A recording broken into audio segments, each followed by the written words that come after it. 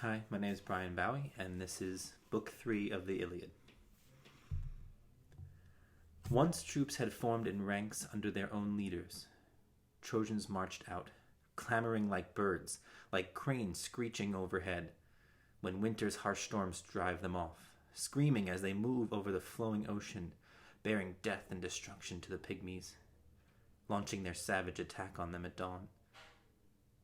Achaeans came on in silence, breathing ferocity, determined to stand by each other in the fight.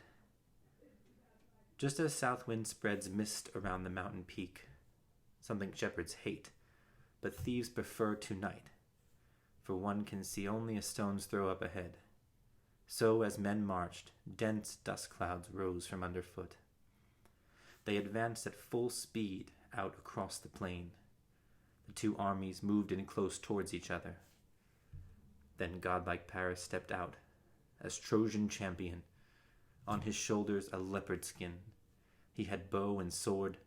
Brandishing two bronze-tipped spears, he challenged the best men in the whole Achaean force to fight, a single combat, to the death. War-loving Menelaus noticed Alexander striding there. His troops bunched up in ranks behind him, and he rejoiced. Like a famished lion finding a large carcass, antlered stag or wild goat, and devouring it at once, though fierce young hunters and swift dogs attack. So Menelaus was pleased to see Paris there, right before his eyes. Menelaus had in mind taking revenge on the man who had dishonored him. At once Menelaus jumped from his chariot down to the ground, his weapons in his fist. When godlike Alexander saw Menelaus there, among the fighters at the front, his heart sank.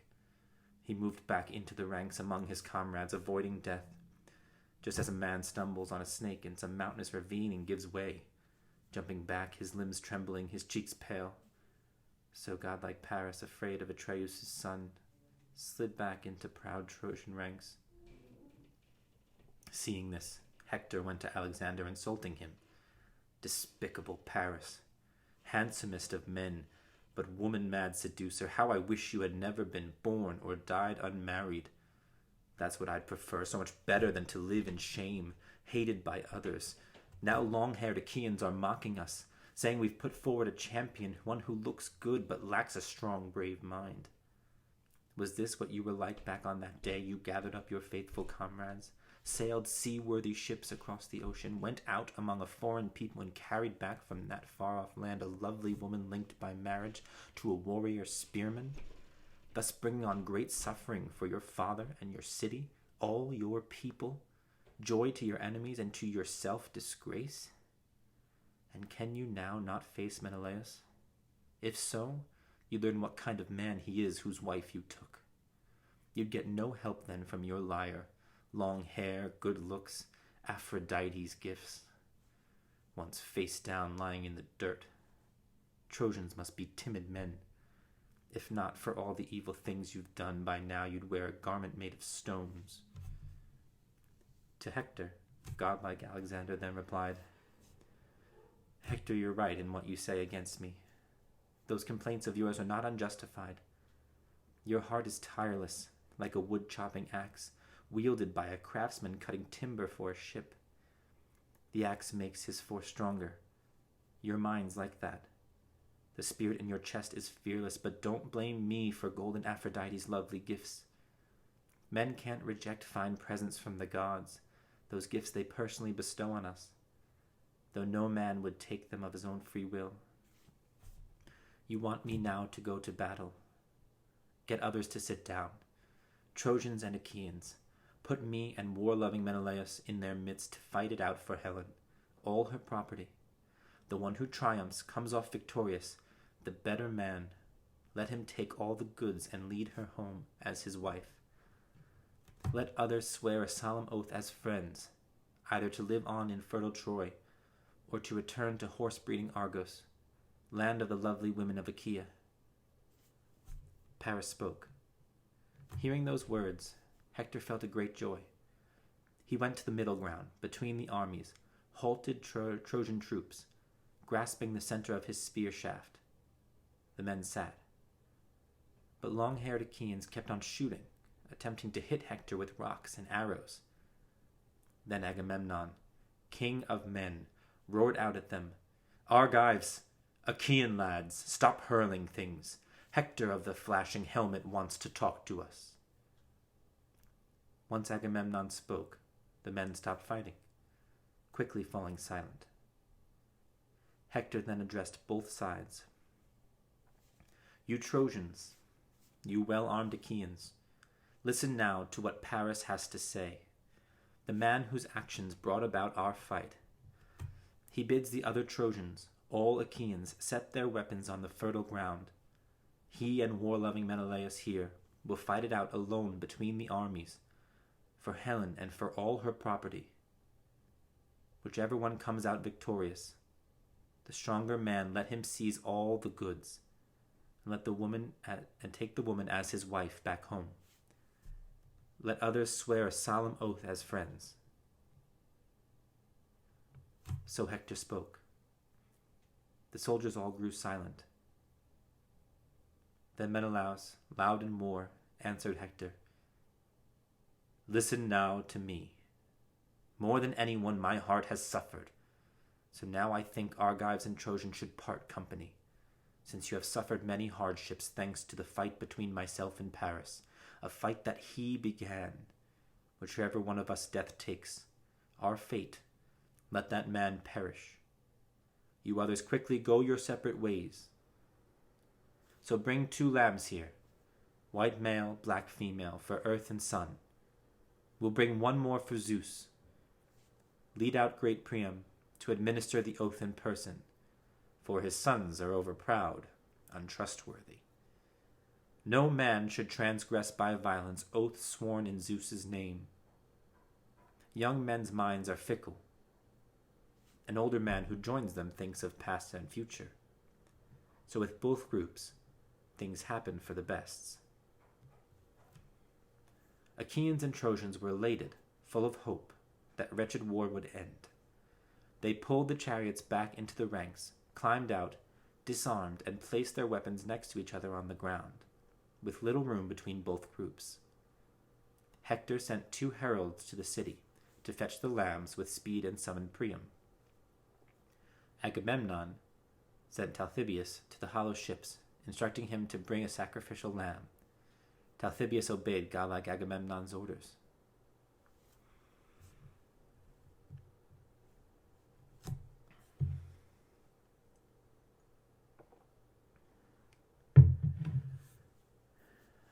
Then Iris came as messenger to white-armed Helen, taking on the image of her sister-in-law, wife of Antenor's son, Phanhelcon. Her name was Laodice, of all Priam's daughters, the most beautiful.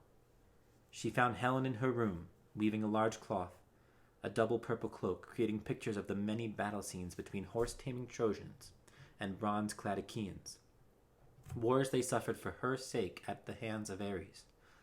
Standing nearby, swift-footed Iris said, "Come here, dear girl. Look at the amazing things going on. Horse-taming Trojans and bronze-clad Achaeans, men who earlier were fighting one another in wretched war out there on the plain, both keen for war's destruction and are sitting still. Alexander and war-loving Menelaus are going to fight for you with their long spears. The man who triumphs will call you his dear wife." With these words, the goddess set in Helen's heart sweet longing for her former husband, city, parents. Covering herself with a white shawl, she left the house, shedding tears. She did not go alone, but took with her 2 attendants, Aithrae, daughter of Pythias, and ox-eyed Clymene. They soon reached the Scaean gates. Archelagon and Antenor, both prudent men, elder statesmen, sat at the Scaean gates, with Priam and his entourage, Panthus, Thiomedes, Lampus, Clytius, and brave Hecatoon. Old men now, their fighting days were finished, but they all spoke well. They sat there on the lower tower, these Trojan elders, like cicadas perched up on the forest branch, chirping soft, delicate sounds. Seeing Helen approach the tower, they commented softly to each other. Their words had wings. There's nothing shameful about the fact that Trojans and well-armed Achaeans have endured great suffering a long time over such a woman. Just like a goddess, immortal, awe-inspiring. She's beautiful. But nonetheless, let her go back with the ships. Let her not stay here, a blight on us, our children. So they talked. Priam then called out to Helen. Come here, dear child. Sit down in front of me so you can see your first husband, your friends, your relatives. As far as I'm concerned, it's not your fault. For I blame the gods. They drove me to wage this wretched war against Achaeans. Tell me, who's that large man over there, that impressive, strong Achaean? Others may be taller by a head than him, but I've never seen with my own eyes such a striking man, so noble, so like a king. Then Helen, goddess among women, said to Priam, My dear father-in-law, whom I respect and honor, how I wish I'd chosen an evil death when I came here with your son, leaving behind my married home, companions, darling child, and friends my age. But things don't work that way. So I weep all the time. But to answer you, that man is wide-ruling Agamemnon, son of Atreus, a good fighter, a good king, and once he was my brother-in-law. If that life was ever real, I'm such a whore. Priam gazed in wonder at Agamemnon, saying, Son of Atreus, blessed by the gods, fortune's child, divinely favored, many long-haired Achaeans serve under you. Once I went to Phrygia, that vine-rich land where I saw Phrygian troops, with all their horses, thousands of them, soldiers of Atreus, godlike Mygdon, camped by the banks of the Sangarius River. I was their ally, part of their army, the day the Amazons, men's peers in war, came on against them. But those forces then were fewer than these bright-eyed Achaeans. The old man then spied Odysseus and asked, Dear child, come, tell me, who is that man shorter by a head than Agamemnon, son of Atreus? But he looks broader in his chest and shoulders. His armor's stacked there on the fertile earth. But he strides on, marching through men's ranks, just like a ram moving through a large white multitudes of sheep. Yes, a woolly ram. That's what he seems to me. Helen, a child of Zeus, then answered Priam, That is Laertes' son, crafty Odysseus, raised in rocky Ithaca. He's well versed in all sorts of tricks, deceptive strategies. At that point, wise Antenor said to Helen, Lady, what you say is true. Once Lord Odysseus came here with war-loving Menelaus as an ambassador in your affairs. I received them both in my residence and entertained them. I got to know them, from their appearance and their wise advice. When those two men mingled with us Trojans in our meeting and Menelaus rose, his broad shoulders were higher than the others. But once they sat, Odysseus seemed more regal. And when the time came for them to speak to us, setting out their thoughts quite formally, Menelaus spoke with fluency. Few words, but very clear. No chatter, no digressions, although he was the younger of the two. But when wise Odysseus got up to speak, he just stood, eyes downcast, staring at the ground. He didn't move the scepter to and fro, but gripped it tightly, like some ignoramus, a bumpkin, or some idiotic. But when that great voice issued from his chest, with words like winter snowflakes, no man alive could match Odysseus. We were no longer disconcerted with his style. Priam, the old man, saw a third figure, Ajax, and asked, Who is that? Oh, he's over there, that huge, burly Achaean. His head and shoulders tower over the Achaeans. Then Helen, long-robed goddess among women, answered, That's massive Ajax, Achaea's bulwark. Across from him stands Idomeneus, surrounded by his Cretans, like a god. Around him there stand the Cretan leaders. Often war-loving Menelaus welcomed him in our house whenever he arrived from Crete. Now I see all the bright-eyed Achaeans whom I know well, whose names I could recite. But I can't see two of the men's leaders, Castor, tamer of horses, and Pollux, the fine boxer. They were both my brothers, whom my mother bore along with me. Either they did not come with the contingent from lovely Lacedaemon, or they sailed here in their seaworthy ships but have no wish to join the men's battles, fearing the disgrace, the many slurs which are justly mine. Helen spoke, but the life-nourishing earth already held her brothers in Lacedaemon, in their own dear native land.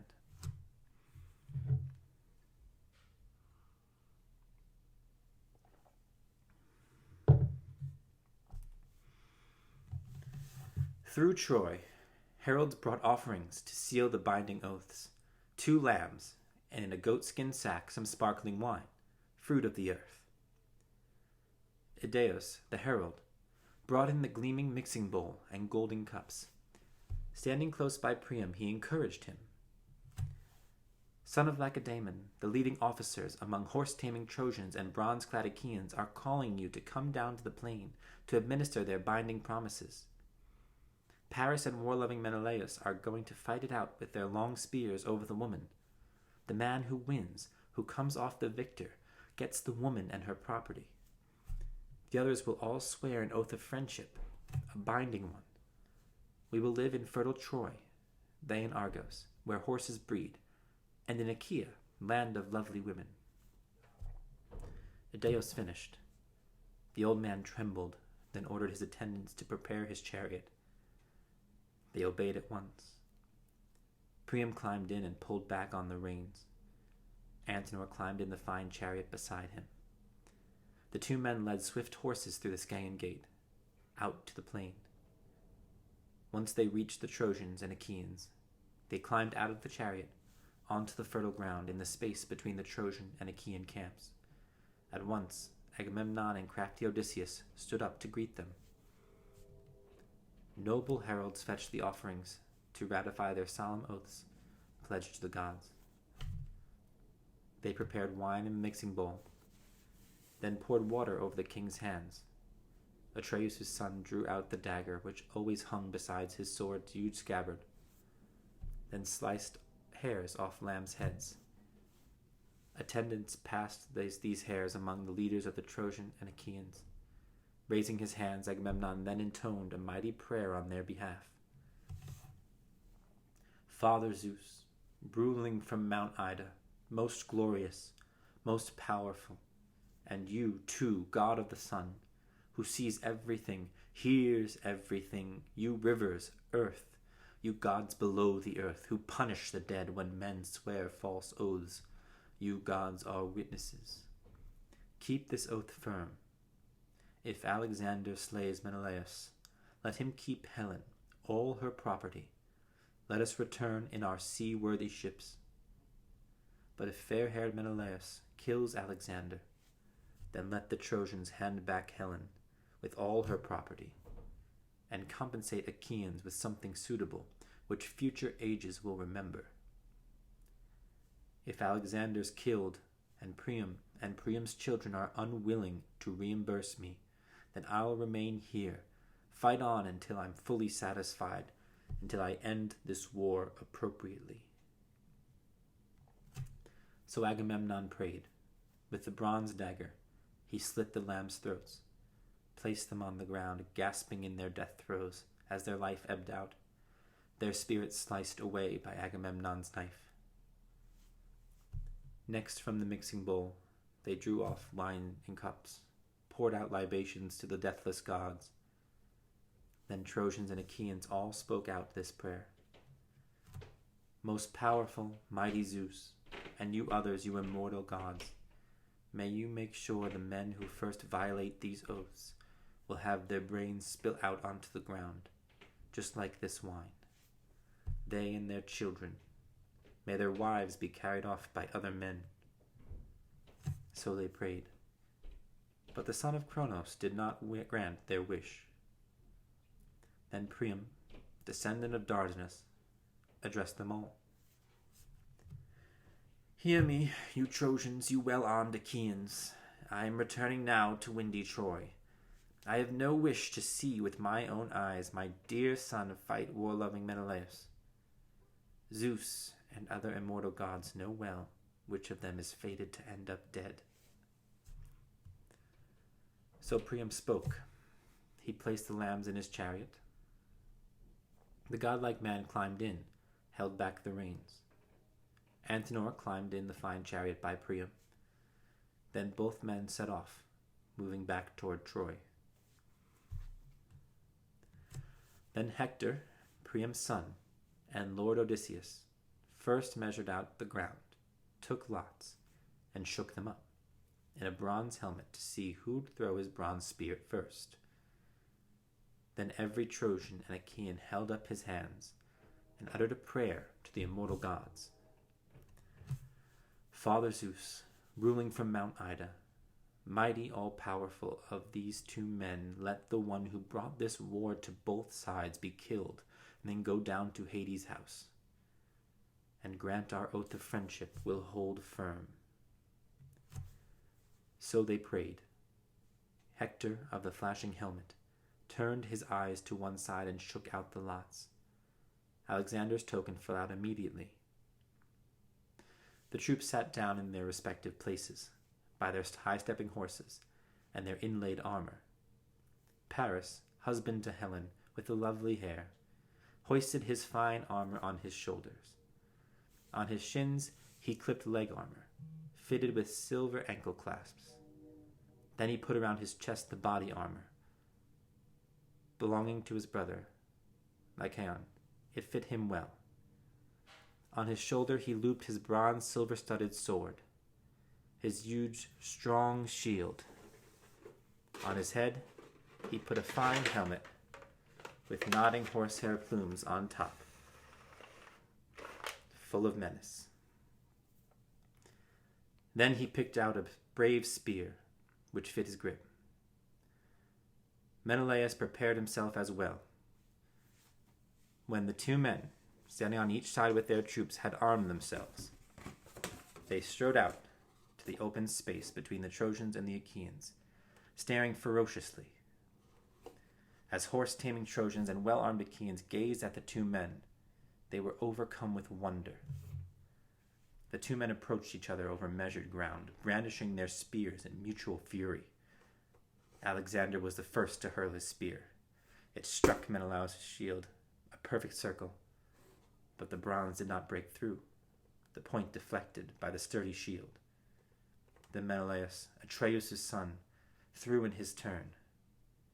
First he made this prayer to Zeus. Lord Zeus, grant I may be revenged on this man who first committed crimes against me.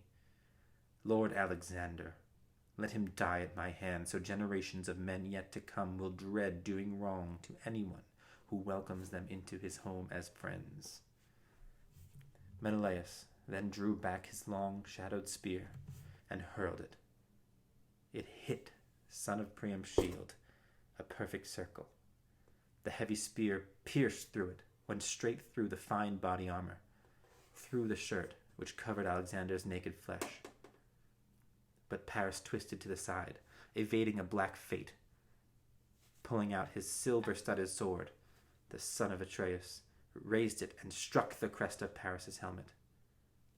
But the sword shattered into 3 or 4 pieces, falling from his hand. The son of Atreus, in vexation, looked up into the wide heavens and cried out, Father Zeus, what god brings us more trouble than you do? I thought I was paying Alexander for his wickedness, but now my sword has shattered in my fist, while from my hand my spear has flown in vain. I haven't hit him. As Menelaus said these words, he sprang forward, grabbing the horse-haired crest on Paris's helmet, twisting him around. He began dragging Paris off, back in the direction of well-armed Achaeans. The fine leather strap stretched round Paris' soft neck, right below his chin, was strangling him to death. At that point, Menelaus would have hauled back Paris and won unending fame, if Aphrodite, Zeus's daughter, had not sharp eyes. Her force broke the oxhide strap, leaving Menelaus clutching in his massive hands an empty helmet. Whipping it around, Menelaus hurled in the helmet among the well-armed Achaeans. His loyal companions retrieved it. He charged back with his bronze spear, intent on killing Alexander. But Aphrodite had snatched Paris up. For a god, an easy feat. Concealed him in heavy mist, and placed him in his own sweetly scented bedroom.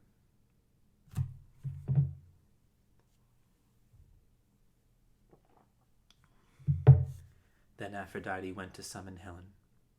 She found her on the high tower, in a crowd among the Trojan women.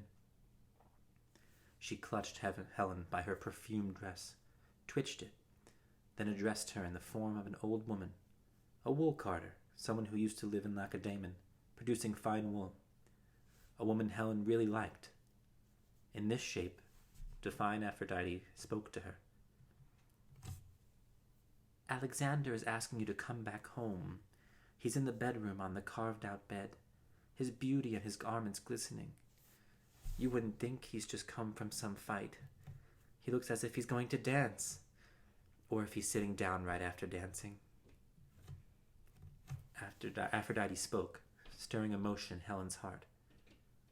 Noticing the goddess's lovely neck, enticing breasts, her glittering eyes, Helen was astonished. Goddess, why do you wish to deceive me so? Are you going to take me still further off to some well-populated city somewhere in Phrygia or in beautiful Maeonia? Because you're in love with some mortal man, and Menelaus has just beaten Paris and wants to take me, a despised woman, back home with him? Is that why you're here? You and that devious trickery of yours? Why don't you go with Paris yourself? Stop walking around here like a goddess. Stop guiding your feet toward Olympus and lead a miserable life with him, caring for him until he makes you his wife or slave. I won't go to him in there. That would be shameful, serving in his bed. Every Trojan woman would revile me afterwards. Besides, my heart is hurt enough already. Divine Aphrodite, angry at Helen, answered her. Don't provoke me, you obstinate girl. I might lose my temper, abandon you, and hate you just as much as I have loved you. I could make Trojans and Danaans hate you too. Then you'd suffer a miserable death. Aphrodite spoke. Helen, born from Zeus, was too afraid. She covered herself in her soft white linen shawl, went off in silence, unnoticed by all the Trojan women. With goddess Aphrodite in the lead, they came to Alexander's lovely house. There the attendants quickly set about their work. Helen, goddess among women, went to her room upstairs, where laughter-loving goddess Aphrodite picked up a chair and carried it for Helen. She placed it facing Paris. Helen, child of Zeus, who bears the Aegis, sat down. With eyes averted, she began to criticize her husband. You've come back from the fight. How I wish you'd died there, killed by that strong warrior who was my husband once. You used to boast you were the stronger than warlike Menelaus. More strength in your hands, more power in your spear. So go now. Challenge war-loving Menelaus to fight again in single combat. I'd suggest you stay away.